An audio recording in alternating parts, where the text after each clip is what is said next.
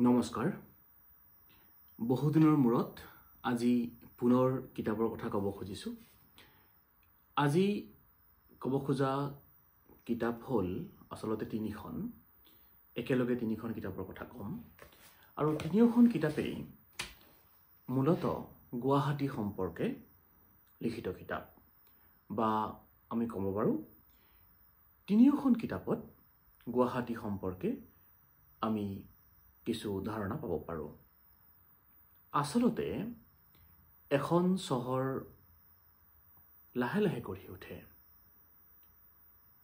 চহৰখনৰ সমানে সমানে বাঢ়ি থাকে তাৰ ইতিহাসৰ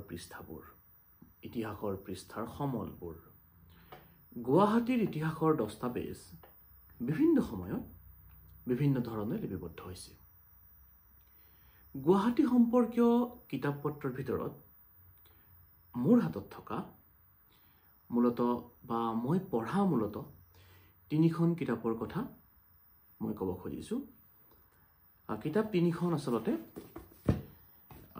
প্ৰথমখন এইখন ইতিহাসৰ চাহ পোহৰত গুৱাহাটী ইতিহাসৰ চাহ পোহৰৰ গুৱাহাটীৰ সাৰবস্তু বুলি আমি যদি ভাবোঁ এনেকৈ ক'ব পাৰোঁ ইতিহাসৰ চাহ পোহৰত গুৱাহাটী অতীত হ'বলৈ ধৰা যুগ মানুহ ঠাইৰ যেন এক নষ্টালজিক যাত্ৰা বেছিদিন নহয় কেইবছৰমান আগতে আমাৰ অতি চিনাকি এই পুৰণি গুৱাহাটীৰ ৰূপ পথ সমাজ স্থাপত্য যি আজিৰ নৱপ্ৰজন্মৰ সৈতে বহুতৰে অবিদিত সেই গুৱাহাটীৰ তথ্য সমৃদ্ধ এক মনোৰম কাহিনী আৰু চিত্ৰ গ্ৰন্থখনৰ প্ৰতিটো পৃষ্ঠাত যেন সচল আৰু সজীৱ হৈ উঠিছে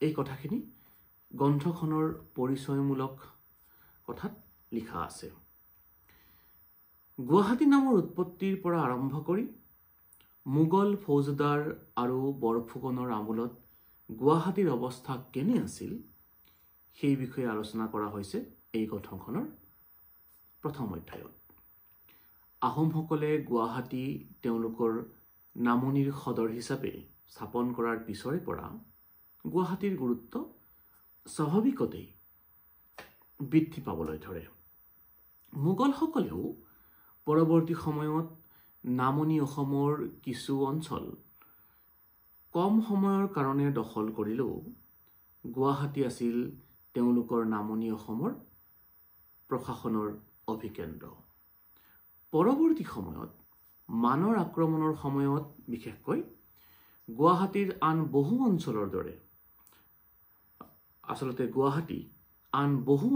দৰে পৰিত্যক্ত অঞ্চল হৈ পৰিছিল এনেবোৰ দিশৰ থুলমূলকৈ উল্লেখ কৰা হৈছে প্ৰথম অধ্যায়টোত বৰ্তমান সময়ত গুৱাহাটী চহৰ হিচাপে পৰিৱৰ্ধিত হৈ এক ডাঙৰ মহানগৰৰ ৰূপ লৈছে আমি কম বেছি পৰিমাণে বহুতে গুৱাহাটীৰ এই ৰূপ দেখিছোঁ ইংৰাজৰ আমোলত আসলতে গুৱাহাটী বুলি ক'লে বৰ্তমানৰ গুৱাহাটীৰ এক অতি ক্ষুদ্ৰ অঞ্চলকহে বুজোৱা হৈছিল দ্বিতীয় অধ্যায়ত লেখকে পুৰণি গুৱাহাটীৰ এক সীমা দাঙি ধৰিছে লগতে এইটো অধ্যায়তে গুৱাহাটীৰ টোল চকী গড় আদিৰ এক সম্যক ধাৰণা দিবলৈ চেষ্টা কৰা হৈছে ব্ৰিটিছে পৰৱৰ্তী সময়ত গুৱাহাটীৰ বহু ঠাইত অফিচ কাছাৰী আদি স্থাপন কৰিছিল যিবোৰ আহোমসকলৰ সময়তে হাউলি বা কোঠ আছিল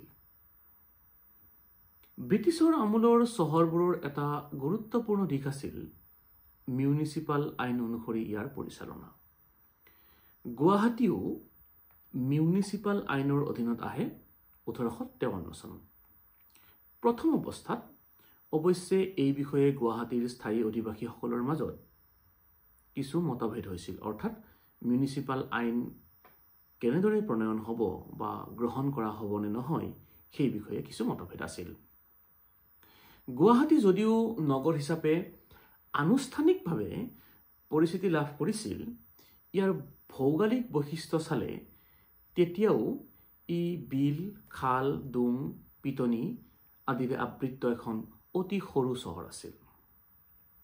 পৰৱৰ্তী সময়ত উন্নয়নমূলক কাম হিচাপে খাল বিলবোৰ পুতি পেলোৱা হৈছিল, যিটো এক স্বাভাৱিক ঘটনা। চহৰ এখন বাঢ়ি যোৱাৰ ফলত এই খাল বিলবোৰ পুতি পেলোৱা হয়। ইয়াৰ বিভিন্ন ভাল দিশৰ লগতে কেতবোৰ বেয়া দিশো আছে। আমি বহু পৰিমাণে সেই দিশবোৰ দেখিছোঁ। বৰ্তমান সময়তো এই খাল বিল পুতা কামবিলাক অতি ক্ষিপ্ৰগতিত হৈ আছে। ব্যৱসায় বাণিজ্যও সেই সময়ত প্ৰসাৰ লাভ কৰে।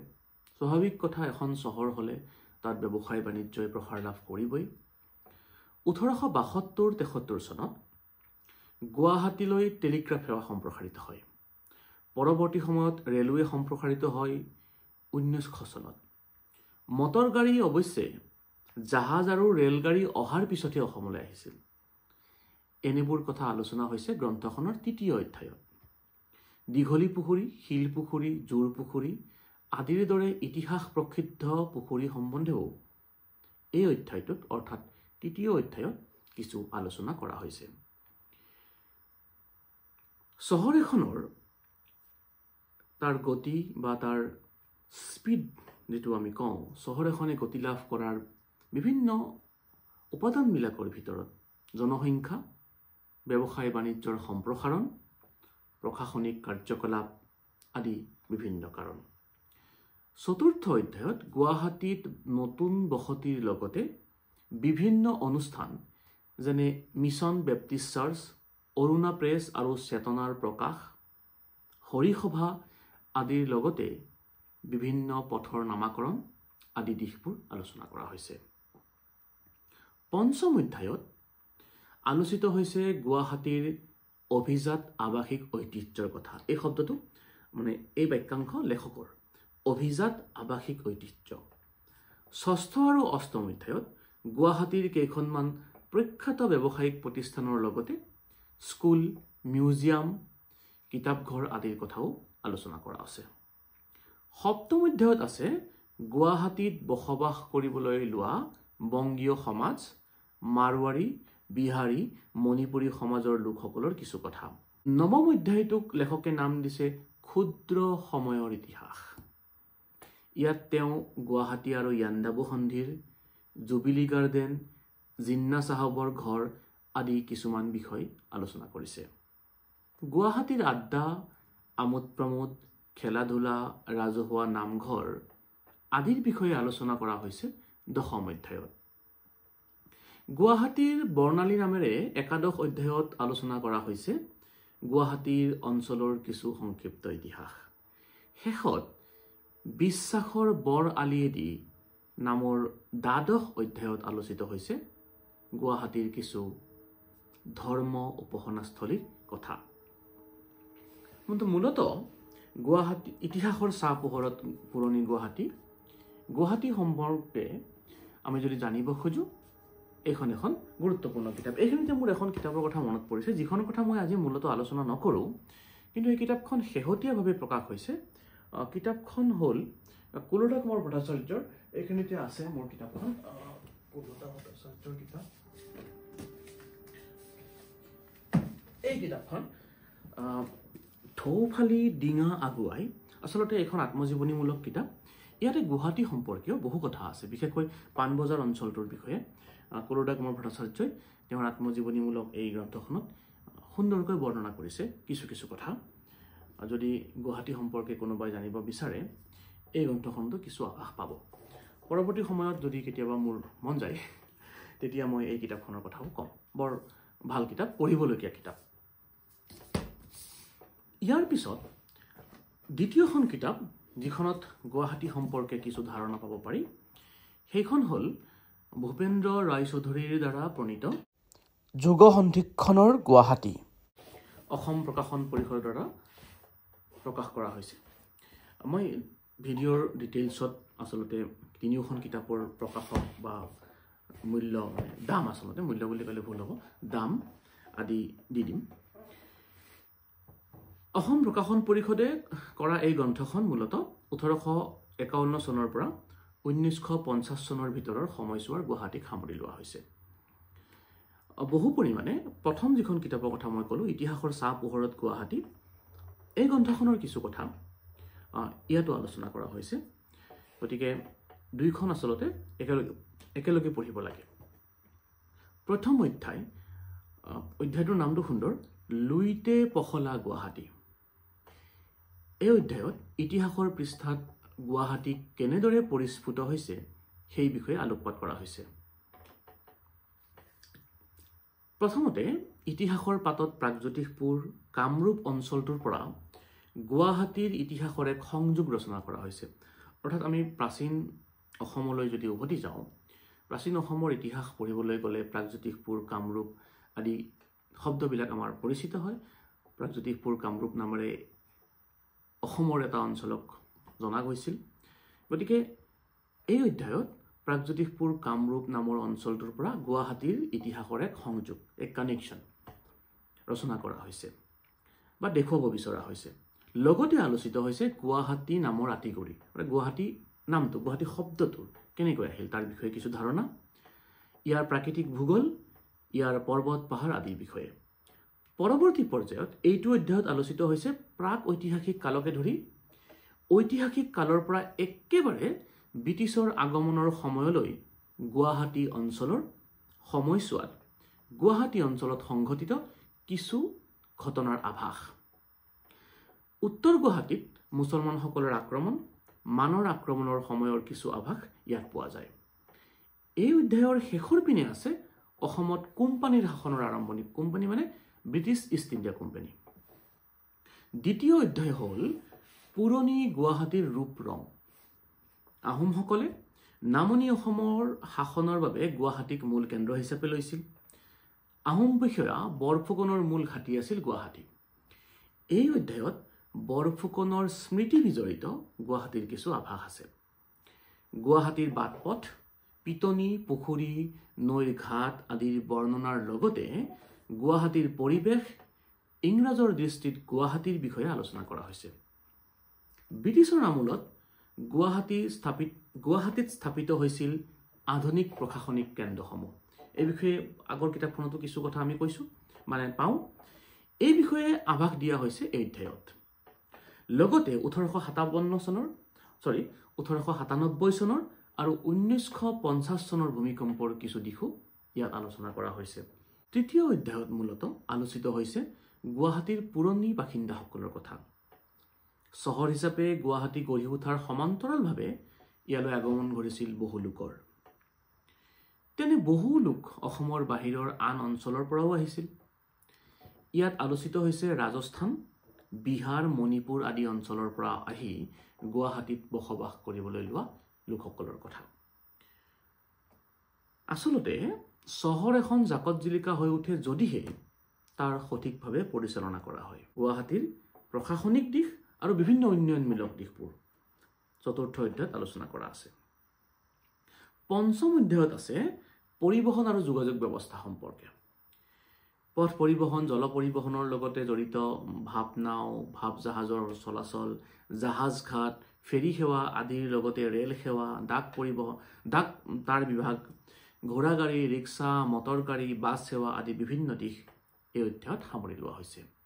চহৰ এখনৰ সবাতোকৈ গুৰুত্বপূৰ্ণ বুলি যদি আমি দিশটো ক'ব পাৰোঁ, সেইটো হ'ল ইয়াৰ শিক্ষা ব্যৱস্থা। গুৱাহাটীও লাহে লাহে অসমৰ শিক্ষাৰ মূল অভিকেন্দ্ৰ হৈ পৰিছিল। ষষ্ঠ অধ্যায়ত লেখকে গুৱাহাটীৰ শিক্ষা ব্যৱস্থা সম্পৰ্কে বিশেষকৈ বিভিন্ন শিক্ষানুষ্ঠানৰ জন্ম আৰু অগ্ৰগতিৰ কথা আলোচনা কৰিছে। Cotton collegiate, cotton college, Guwahati বিশ্ববিদ্যালয়ৰ উপৰিও প্ৰাথমিক শিক্ষাৰ পৰা একেবাৰে উচ্চ শিক্ষাৰ বহুতো শিক্ষানুষ্ঠানৰ জন্ম কাহিনী এই অধ্যায়টোত পোৱা যায়। শিক্ষাৰ প্ৰসাৰৰ সমান্তৰালকৈ সংবাদ সেৱাৰ ব্যৱস্থাৰো গুৱাহাটীত বিকাশ হ'বলৈ ধৰে। গুৱাহাটীক কেন্দ্ৰ কৰি জন্ম লাভ কৰিছিল কেইবাখনো সংবাদ পত্ৰই। Assam Mihir, Assam news, Assam advocate of Assam, Asomiya, Deka Asom, Pratibha, the Assam Tribune, নতুন অসমীয়া আদি কেইবাখনো বাতৰি কাকতৰ লগতে বহুতো বিভিন্ন আলোচনীৰ বিষয়ে আচলতে চমুকৈ সপ্তম অধ্যায়ত আলোচনা কৰা হৈছে।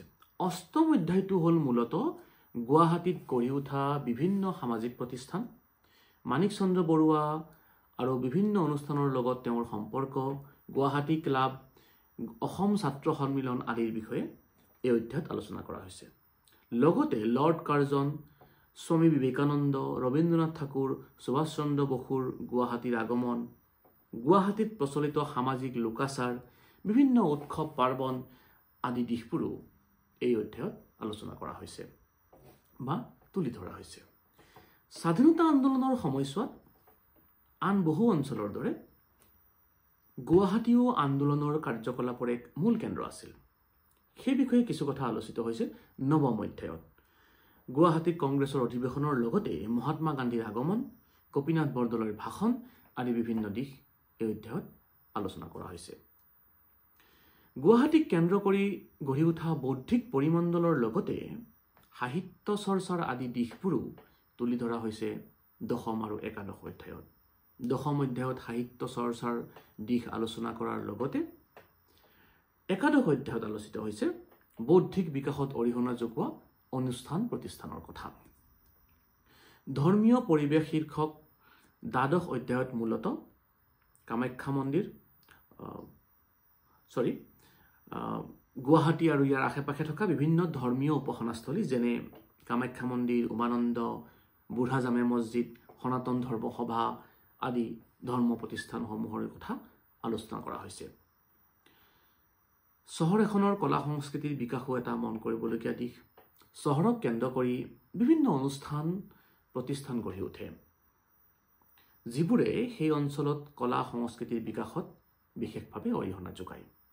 এই ক্ষেত্ৰত চহৰ হিচাপে গুৱাহাটীও ব্যতিক্ৰম নাছিল। ত্ৰয়োদশ অধ্যায়ত লেখকে তেনে অনুষ্ঠানৰ লগতে বহু ব্যক্তিৰ বিষয়ে বা বহু ব্যক্তিৰ অৱদানৰ বিষয়ে আলোচনা কৰিছে। শেষত চতুৰ্দশ অধ্যায়ত আলোচনা কৰা হৈছে গুৱাহাটীৰ ব্যৱসায় বাণিজ্যৰ কিছু দিশ। বেংক, বজাৰ, গুৱাহাটীৰ কেইবাখনো প্ৰখ্যাত দোকান, ব্যৱসায়িক প্ৰতিষ্ঠানৰ কথা চমুকৈ আলোচনা কৰা হৈছে এই অধ্যায়ত। শেখ ব্ৰাদাৰ্ছ, কুঞ্জ ঠাকুৰৰ দোকান, মহামায়া কেবিন আদিৰ দৰে প্ৰখ্যাত প্ৰতিষ্ঠানবোৰ এই আলোচনাত সামৰি লোৱা হৈছে। গতিকে গুৱাহাটী সম্পৰ্কে জানিবলৈ এইখনো এখন গুৰুত্বপূৰ্ণ কিতাপ বুলি আমি বিবেচনা কৰিব পাৰোঁ। তৃতীয়খন কিতাপ যিখনৰ কথা মই ক'ব খুজিছোঁ সেইখন আচলতে এখন ইংৰাজী ভাষাত লিখা কিতাপ। কিতাপখনৰ হাৰ্ড কপি মোৰ লগত নাই। কিতাপখনৰ এটা কপি মই ষ্টুডেণ্ট থাকোঁতেই পঢ়িছিলোঁ ICHR লাইব্ৰেৰীত, অৰ্থাৎ গুৱাহাটী ইউনিভাৰ্চিটিৰ যিটো লাইব্ৰেৰী কৃষ্ণকান্ত সন্দিকৈ পুথিভঁৰাল, তাৰ কাষতেই ICHR Indian council of historical ৰিচাৰ্চৰ এটা লাইব্ৰেৰী আছে, মানে নৰ্থ ইষ্ট ৰিজনেল চেণ্টাৰৰ। তাতে ইতিহাস সম্পৰ্কীয় খুব গুৰুত্বপূৰ্ণ কিতাপ আছে। কোনোবাই যদি ইতিহাস সম্পৰ্কীয় কিতাপ বিচাৰি পোৱা নাই, তাত এবাৰ গৈ চাব পাৰে। মোটামুটি ভাল কালেকশ্যন এটা আছে। তাতেই এই কিতাপখন হেৰিটেজ গুৱাহাটী বুলি এখন কিতাপ, কফি টেবুল বুক বুলিও হয়তো ক'ব পাৰি, তেনেকুৱা এখন কিতাপ মই পঢ়িছিলোঁ। আৰু যেতিয়া মই এই কিতাপৰ কথা ভাবিলোঁ তেতিয়া সেই কিতাপখনৰ কথা মনত পৰিলে আৰু মই তাত গৈ কিতাপখন পঢ়ি পুনৰ এই কথাখিনি জুকিয়াই উলিয়াইছোঁ।